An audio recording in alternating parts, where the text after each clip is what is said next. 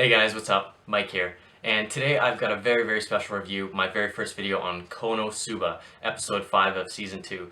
And this series, man, I gotta tell you, it's one of my favorite comedies of all time when it comes to anime. There's just something about it that can make me laugh every single episode, and there's a lot of other things that make it great, you know, the characters and how they interact and just how well they mesh with each other, but I'll get more into that this episode.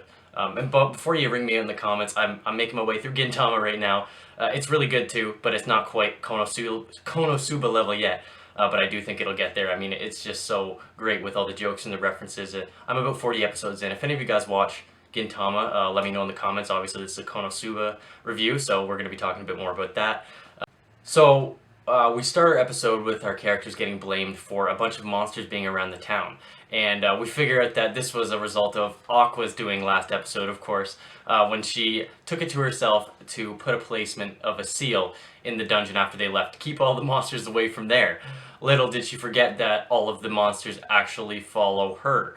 So when she put a seal in the dungeon, they left the dungeon and followed her back to wherever she was, which happened to be the town. So 100% her fault, and she's 100% oblivious once again, which is part of the hilarity of her character. I mean, it is really, it's funny how she can just be so oblivious to all of her mistakes. And Kozma even adds the quote at one point where he says, "You must have a disease where you negate all of the good contributions you do with bad ones later." And it's actually so true. It happens all the time, not even in this season, but in the first one. And it's part of what makes Aqua's character so funny. But I do think that they're kind of repeating the whole Aqua jokes over and over again a little bit too much. I mean, her crying in helplessness and her not wanting to go in the dungeons. It's her character style, but they're kind of just trying to do the jokes and drag them out over and over again, which is okay. I mean, that's part of her character, like I said, but you also got to come up with some new stuff for Aqua, or else I'm going to get really bored of her quickly. Once they reach the dungeon, we see that they actually have a few extra characters in there, which are just kind of random adventurers from their guild. And they go to the dungeon, they see it's not covered, but surrounded by little monsters that kind of have like weird yin-yang masks on them, and they look a little friendly at first. So Aqua goes up, and this part I laugh pretty hard at. Aqua goes up to one and is like, "Oh, that mask is creeping me out." And then it hugs her, and she's like, "Aw," and then it completely explodes on her. And I just thought that it's funny that she's the first one to take the hit like that. But so Darkness realizes these things explode, but she just runs in there anyways. It's her classic character again. Darkness is one of my favorites, but I don't think she beats Megumin quite yet.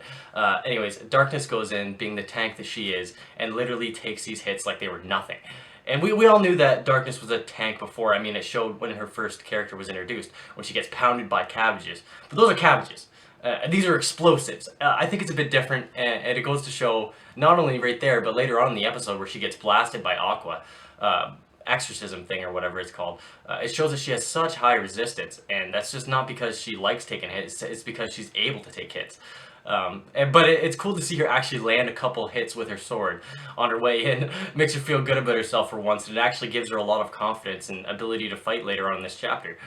But once her and Kozma go down because Aqua was too scared of the dungeon again, they meet up with the boss and a new character that we have not seen before, which I personally am a fan of. Introducing new characters is great, especially when they're part of the Demon King commanders, because we haven't actually seen one of those since Verdia, or whatever you say his name. So it's good that we have another one of those added, and along with the fact that he's a really good character as well. So Kozma and Darkness then run into Vanilla, as I was just saying, and they find out that he's part of the Demon King ranks, and he's got his own ability. And if we know anything about the Demon King commanders, they're definitely more hyped up than they actually are strong. And I'm not just saying that because I don't like the Demon King commanders. I mean, this is a comedy, so it's not going to be a bunch of serious fighting or whatever. So I don't expect that. But it's just like with Verdi in the first season, seeing how powerful he was supposed to be, and he got defeated kind of easily. You kind of expected the same thing from this guy, but just in a different way. And that's kind of what we got. I mean, he did put up a good fight, actually, and the Demon King always have pretty OP... Demon King commanders, sorry. They always have pretty OP magic. And this guy's magic was really OP, actually. He could be able to either read minds or see from anyone's perspective that they have in their own mind. It's kind of confusing. I'm just going to go with the fact that he can read minds, but it's called the Eye of All Seeing or something like that, which makes me think that he has some sort of viewpoint where he can see characters, but it's not clear on the specifics of it. So as Veneer keeps talking, we find out that he was there making these little dolls for the sole reason of getting all the monsters out of the dungeon. And apparently he wasn't smart enough to figure out that there actually weren't any monsters in that dungeon, and he was wasting his time completely. But either way, we figured that out, and we figured out he came to this area simply because the Demon King wanted him to find out what happened to Verdia. Now this is kind of important because this means that the Demon King is keeping an eye on them, or at least keeping track of his commanders and what's going on with them. So he's probably going to be aware of Aqua's presence pretty soon, if not already. And I'm going to get into that a bit more later because Veneer goes into how he kind of knew Aqua or whatever, but that's coming up in a bit. So not only was Veneer a good part of this episode when it comes to the fighting and the aspects of the Demon King commanders, but he also added a lot to Kozma and Darkness's relationship type thing. He really shipped them hard together when he was reading their minds and kind of telling their anticipations. It was actually kind of interesting when he then said that he doesn't kill humans, which, okay, a Demon King commander chooses not to kill humans. It's a little weird, but I'm not gonna elaborate on that just quite yet because we don't know much about the Demon King commanders yet, but it seems like the last one didn't really want to hurt anybody either. They were all just kind of there to do their duty, and they don't really want to be necessarily evil, which makes you wonder, who the hell is the Demon King? Is he really an evil guy? Are we going to find out that he's actually not that bad overall? I mean, we're probably going to figure out that he's a piece of shit, but this is just a small theory that I came up with while watching this video. But anyways, going on from that, we get some more Kozma and Darkness shipping when he's reading their minds, and Kozma is saying, I'm nervous on what I'm deciding for Darkness's bet, and he's actually pretty tempted to leave when Veneer points out that, you know, you guys could just leave. I'm not here for you. I'll just get Aqua, and you guys can go and do your little bet thing somewhere else. And Kozma stands there for like a solid 10 seconds just debating whether he actually wants to leave or not, which I thought was pretty funny. But no, they change their mind and they get back into fighting this guy, and they're just going to try and kill him. And we find out that he actually has a weird death wish of his own, so it's probably not going to be that hard to kill him, but they find out that he wants adventures to come. Well, he sets traps in this dungeon that he just recently found. Also that they can fight him, Veneer, after defeating all of the monsters in the dungeon, and then take the treasure that Veneer has placed, only to have the treasure say, you lose in it. Which made me immediately love Veneer. He's just like a funny guy who wants to fuck with people before he dies. And there's no other way to go out, or no better way for him to go out, which makes me like his character a lot. So as Kozma and Darkness decide to continue fighting Veneer, Darkness is obviously missing every single blade strike that she does. Actually, she's getting close though, so she showed that her confidence is rising after hitting those blow-up monsters at the beginning of the match. But Veneer actually states that Kozma is more of a danger than Darkness, which is a good observation because he probably is. Kozma comes out from behind a column and almost stabs him, would have killed him, no doubt. But he trips over a rock and bumps into him and then knocks him into Darkness's blade so that she cuts him down. And he actually just melts right there, which I thought was like, okay, that was kind of an easy death. But it turns out it wasn't actually his body. He just uses the mask. The mask is his body, and he uses the mask to control people because he actually just hops up on Darkness's face right after this and takes control over. As soon as Veneer takes control of Darkness's body, you realize that he's not actually in full control because of Darkness's strong will. And that's not something I thought about right away, but it actually makes sense because she's shown to just have such a strong will that she'll do whatever comes to her mind, and she'll stick to it, and she'll keep doing it no matter what. So as as Darkness is arguing with Veneer in the same body of herself, Kozma just goes and he wipes up the seal that Aqua put down, and that was pretty funny, but Veneer literally was distracted the entire time and didn't realize what Kozma was doing, so instead of using the talisman on the Aqua seal, he puts it on Veneer's face for later use, obviously. Veneer in Darkness's body then starts running upstairs to try and take down Aqua, and I thought the really interesting part about this chapter was the part where he said Aqua was an old nemesis, and that this would be a reunion when he saw her. And also, to add to that, he also said earlier in the chapter that the magic circle he found in the dungeon was so complex he couldn't get past it. So that makes you think that Aqua probably has a lot of her goddess power still left over from when she was a goddess, and she was actually probably known by the Demon King himself. And I wonder if the other goddesses will actually come into play, because it seems like the Demon King's actually aware of these goddesses, and they're just a so-called religion in this world, not a guaranteed fact. But the Demon King probably knows about the Axis or the other ones that are trying to get him, or trying to, take back this world that the Demon King has taken over. So we reach the top of the stairs, and Darkness, or Veneer in Darkness's body, gets immediately blasted by Aqua's exorcism spell. She has no hesitation, doesn't even know who it is, just wants to shoot him down, so she does.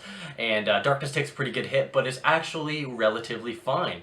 And that just goes to show that she's even more resistant than we once thought. And not only against regular magic, but against goddess magic too, which... what does that mean? Probably nothing, because this is a comedy, but I always like to theorize about the possibilities that could come from that. So then the fight with Veneer continues as they fight back for Aqua's control, or Darkness control of her body. At this point in the fight, Kozma's kind of just standing at the offside, watching, because he's not really interested in fighting Darkness. He knows that she's at a kind of peak right now in her confidence and her abilities because of what Veneer did to her. As she takes out like 4 guys just by herself pretty easily, something that she's never been able to do before. But the fight between her and Veneer in the body keeps going back and forth, and it's a good part of the comedy too, until they reach Aqua, crying like usual, asking for Kozma to save her, even though she's a goddess, and just use like a spell almost the size of Megumin's explosion. And she is supposedly having no limit on how many times a day she can use this. Okay, anyways, so she's there begging for Kozma to help, and then Kozma comes in and distracts Darkness by saying, oh, you want to make another bet? And she's obviously interested and has her will come back as Veneer's trying to take full control. And then she does something really nice, which I thought, it goes with her character, but it was really a heartfelt moment, kinda, even though it really had no consequences besides the loss of her armor. She sacrifices herself to get Veneer off of her face. But actually, before I get into that, I just want to mention that Kozma was actually very, very, very clever today, and he outsmarted the all-seeing demon. Supposedly, this guy is going to be able to see what you're thinking or what you're about to do or whatever, but Kozma was going to use steel, or supposedly going to use steel, as Darkness said, and then he actually used his new skill, Tinder, to fire off the talisman off of the Veneer mask, which I thought was really, really clever, and adds to his luck perspective when it comes to his stats. And I wonder, he even mentioned this episode, like, I'm supposed to have good luck when Aqua is getting, attacked. But I think it's more of his position. Aqua has bad luck no matter what. And I think that his luck has to do with himself. Even though he was directly involved in having to save Aqua, I think that it's more to do with his personal actions himself. So when he does a steal, his luck factor comes into ability, and he always pretty much gets to steal what he wants. Even when he shot the Tinder, he got a direct bullseye on wherever he wanted to go. So I think that's mostly what his luck has to do with. Anyways, back onto the whole Darkness sacrificing herself for the greater good. She takes a huge explosion from Megumin, and Kozma, obviously, he says to the other girl, I'll take full responsibility for this again, because he's a real bro. Even though, he's about to blow up his friend, but he probably knows she's going to be fine just because of her resistance factor. And again, she's completely fine for the most part. She's knocked out and her armor is destroyed, which she gets new armor, which looks pretty good. We haven't seen it on her, but it looks good. But it just goes to show, again, for the 4th or 5th time now, Darkness resistance is off the charts. And that could come in pretty useful in the future, even taking a full, even grown explosion from Megumin, because she says that, she's grown since the past time she used it. So as a result of defeating the mask with Megumin's explosion that blew it right in half, they get 40 million after the damages. They get all their crimes exonerated, and they get a sweet deal. And I'm not gonna lie, they definitely deserve it, but that just seems like a lot compared to the other quests they've been doing. So the future is gonna be pretty easy for them when it comes to money. And Kozma is really relieved that they finally got the debt off his back. And it sets forward for a nice, calm ending of the episode, even though we know that they'll probably blow all of that money in next week's episode. But anyways, guys, I think that's all I got for this video. Besides the after the credits thing, even though there was no opening and ending credits, which was awesome. Great episode for that. Either way, it was a great episode. But we're going to see maybe Aqua's parents next week, because that's what it said in the after the show description kind of monologue thing. So I'm looking forward to that. Anyways, guys, that's all I got for today's review of Konosuba Season 2, Episode 5. I hope you enjoyed. I hope you enjoy Konosuba too. Maybe not a lot of the people that watch my videos even watch Konosuba, but I'm going to make this video anyways because I enjoy the series, and I'm going to keep doing the weekly Wednesday reviews on Konosuba, and I hope you guys enjoy as well. Speaking of that though, if there are any other series that you want me to review or that are really popular right now and you think I should review, put it in the comments and I'll definitely check them out. If it's something I'm already reading or watching, then chances are I'll definitely review it. And also another point about my channel is that you may have seen I changed my name. It's Blue Reviews now. I started out with a different name, but I changed it after my first video because I wanted to have something to do with reviews in the title of my videos. So I think it's pretty good now. Either way, I hope you guys enjoyed today. Like and subscribe if you want, and see you next time. Peace.